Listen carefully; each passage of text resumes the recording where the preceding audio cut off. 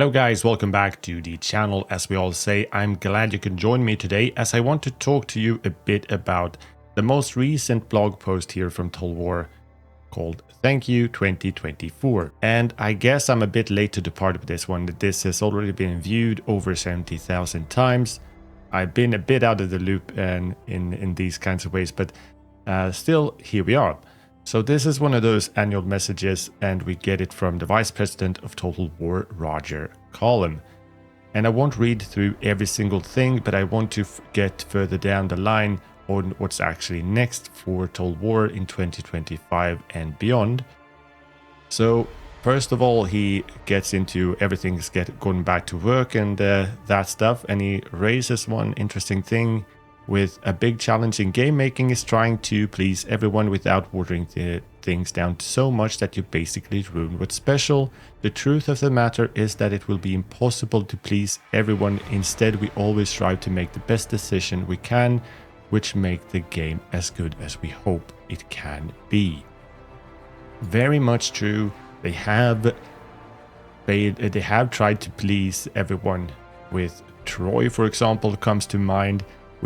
When they did the history behind the myth approach, trying to please both the fantasy core fans and the historical core fans, and ended up pleasing no one. So you kind of felt underwhelmed regardless of which side you were on, sort of, or regardless of which side you were on, but regardless of what you actually wanted to get out of the game.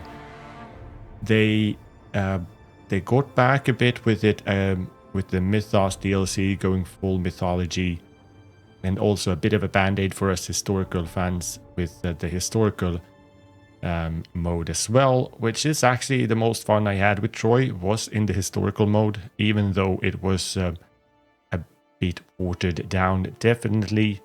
But still, I think they've learned their lesson from that one, and I don't think they will repeat that mistake again. Because indeed, you won't please everyone, no matter which time setting you choose, no matter which game. If you go fantasy with a fantasy game or historical game, there will always be voices of criticism, and as it should be. But I think that's a good point to make, actually. Well, let's move on to a bit lower down here. Because it was also here, it was around this time last year I wrote to you all for the first time acknowledging where we had gone wrong as a franchise and lost sight of what's important. Understandably, that message was received with a mix of hope and a heavy dose of skepticism. As I said, we wouldn't be able to fix these issues overnight, and it would take time and effort. We are still very much on that journey. And yes, they are. They have... A year ago, Total War came from a very catastrophic 2023. 2024 hasn't been a glory year of any sort, but it has been improved in various ways. They did take some nice decisions, which he also mentioned here, like the free updates for Pharaoh with the High Tide DLC and the Dynasties editions, which was very welcome news and I think that was a good decision. But still, we shouldn't mistake it too much, which I mentioned in a previous video, that this was not a sort of a goodwill decision either entirely for the community, but it was also for sure a business decision to actually get people back to play Total War Pharaoh, because the sales was and still is horrible for Pharaoh. This has been a huge failure for them in terms of sales. But once again, it was definitely the right decision to make.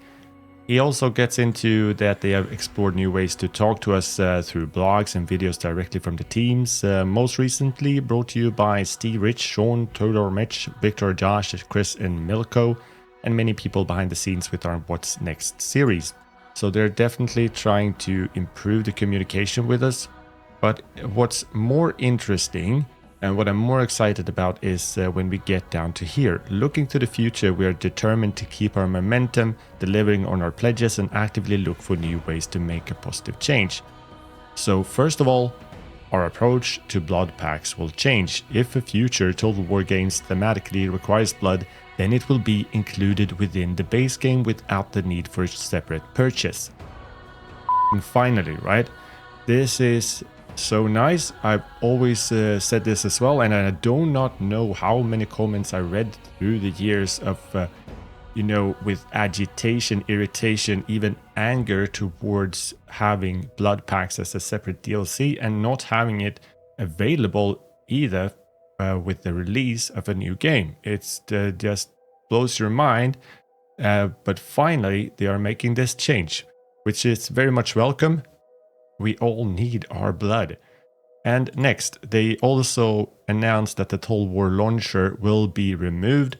I will believe we all want a seamless Total War experience, and the launcher is a hindrance to that. I have never really been bothered by the actual launcher, but at the same time, I guess it can put some strain on the system, which is a problem, especially for lower-end PCs. So still, I judge this as a good decision, as it also is one of those things that makes Total War more accessible for players, and every step towards that is a good thing in my mind. We also get factions will no longer be an early adopter bonus. This has been a divisive inclusion for the past releases, so we want to ensure that we're offering appeals to more players. Very welcome news as well. This doesn't force people to pay the game early or pre-ordering the game and then feeling kind of cheated on if it turns out to be buggy, shit, or anything. So now we can actually all just wait and see for more gameplay, reviews, and all that stuff, and make a more informed decision without being held back on any actual gameplay. So, and if they want to do cosmetics for an early adopter bonus or anything like that, I'm not for cosmetics. I don't like it, and I'm not saying that. But if they want to, I don't really care at the same time. But just don't hold anyone back on actual gameplay. That's a huge thing. And lastly, I'm not into Warhammer, but Shadows of Change will offer individual purchase options alongside updates to its featured races. We're working on a plan for next year which brings key campaign changes to Kislev content alongside some smaller improvements for C-Tech and Grand Cathay, while also providing anyone who hasn't purchased Shadows of Change with the ability to buy each pack individually like Thrones of Decay. So with these 4 changes, they actually remove quite a bit of the agitation or some things that has been causing agitation within the community. So really good, and it also collectively makes Total War more accessible, which can't be a bad thing. So really good decision making here, I think. I am excited for these changes, and I think it's a sign of action, not only words. That was behind the skepticism from Roger Collins' message a year ago. We need to see the actual changes as well, and we have seen some of it, but here we get to like more actual changes that will make more of a difference, I think. So yeah, I guess we're moving in the right direction. I really hope to see more of this stuff. But now we actually get to the even more exciting stuff. We also get to the end here. In 2025, Total War celebrates a monumental landmark, our 25th anniversary. Throughout the year, we'll have a new free and DLC content for Warhammer 3. I'll guess they are wrapping it up for Warhammer 3. As I said, I'm not into Warhammer, so I don't follow along what's next for it. But that's my impression, that they're looking to wrap it up, basically. So we also want to look to the past as we celebrate our storied catalogs of releases, journeying through each title that has been released since 2000. So 25th anniversary. On one hand, it gets me excited. What does this actually mean? But at the same time, I'm thinking in the back of my head, when we had the 20th anniversary 5 years ago, I don't remember it was being that special, but it was also a very big landmark. 20 years, 2 decades since the past Total War game. And that year we didn't get the remaster, we didn't get more than... Yeah, I don't really remember, but it was nothing too special, right? The remaster of Rome came in 2021, right? If I remember correctly. in the best case scenario, we would get some kind of a remaster, which I would welcome so much at this stage, of Empire 2 or Medieval 2. That would be such a cool thing. I would take that because we're all kind of starving for more historical Total War, right? But I don't think that's going to happen. I just want to state that. It's just what my far-fetched hope for this year. What I think is going to happen is like the more of a heavy price reductions, giving a few of the games away for free, more stuff like that. Maybe a couple of looking back videos on their YouTube channel. But we'll have to see, I guess. But it will be nice to see and follow along. It still brings the idea of it has been 25 years ago since the first release of Shogun. Makes me realize two things. First, god damn it, I'm getting old. And secondly, it brings back memories from when I got my first CD with Shogun Total War. That was the one in gaming. It was the best thing ever. It was all I ever hoped for in a game. But the biggest thing about this blog post is this one. And yes, we hope to unveil some new projects too. We'll share more information when we are ready at the tail end of next year. So new games is coming. It's not coming this year, but at the tail end we will see what's actually in development. Let's emphasize new projects because it's not only one announcement that will be made, it's at least two at the tail end of next year, which, to say the least, brings excitement and hope.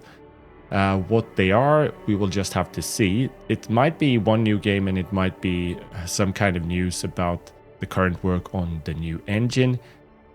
Every single Total War since 2009 has been built upon the Warscape engines, and we have seen job applications showing up suggesting that there are some kind of work being made here. But at the same time, for me, it doesn't seem likely that they will build an entire new engine from the ground up.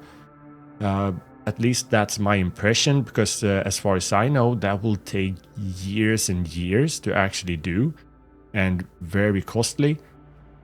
And I saw this interesting Reddit post. I will see if I can find it again and show it to you, but it seemed like coming from a guy who actually knows what he's talking about.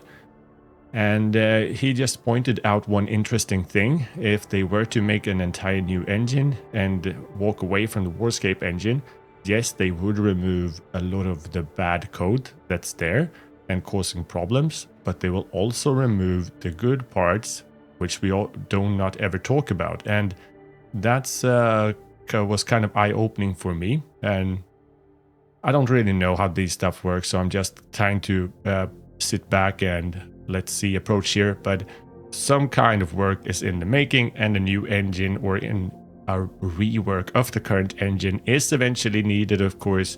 So there might be some news about that. We do not know. We'll see. So what new games will actually be announced, we think? That's something we do not know either. There's no kind of confirmation about this, but we see a lot of mentioning about Warhammer 40k, Star Wars, even World War 1, and also a bit here and there about Medieval 3. But all of these four are still just rumors, and so I think it's important, even though it has some bearing to it, because we had this survey, Total War survey, that was made like a year ago, a bit more than that, I think, and all these four titles mentioned were a part of that survey. But that survey also contained a lot of other time periods and scopes, like Vietnam War, even World War II, Byzantine Empire, Ottoman Empire, all these kinds of stuff, just to see what people are interested in. And even though I personally hope for Empire 2, that's something I've been wanting for a very long time, and Medieval 3, I'm happy to play what's ever being released as long as it's well executed. I do not mind fantasy, even though it's not my preference in the Total War setting.